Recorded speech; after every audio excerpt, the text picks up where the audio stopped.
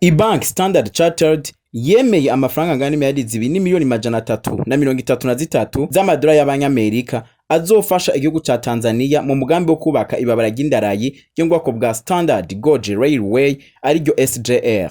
Aya mafaranga ngo azokoreshwa mu kubaka ibice bibiri vy'amababara y'indarayi bifise uburebure bw'irometero 1219 bizoheza ngo bigahuza umugwa mukuru w'ubudandaji Dar es Salaam n'igisagara ca Mwanza kiri ku nkengero y'ikiyaga. Ishirahamwe ryo muri Turkiya YAP Merkez hamwe n'iryo mu Bushinwa rikorera mu vy'ubwubatswi rizwi kw'izina rya China Civil Engineering Construction Corporation niyo azokora ivyo bikorwa nk'uko bishikizwa na banki y'isi yose. Aya mafaranga banki y'isi imenyesha ko yabonetse biciye mu bigo bitanga ingurane, amabanki y'ubudandaji hamwe n'ibigo vy'iterambere.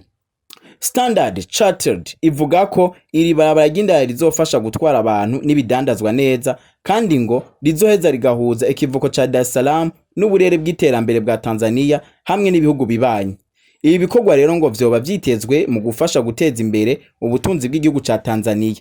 Tanzania rero mwomenya ko ifise intumbero ngo yo kubaka ibabara ry'indarayi rigezweho y'ibirometero 2561 rizohuza ibihugu bibanyi bidakora ku mazi birimwo u Rwanda, u Burundi, Uganda, tutibagiye na Kongo.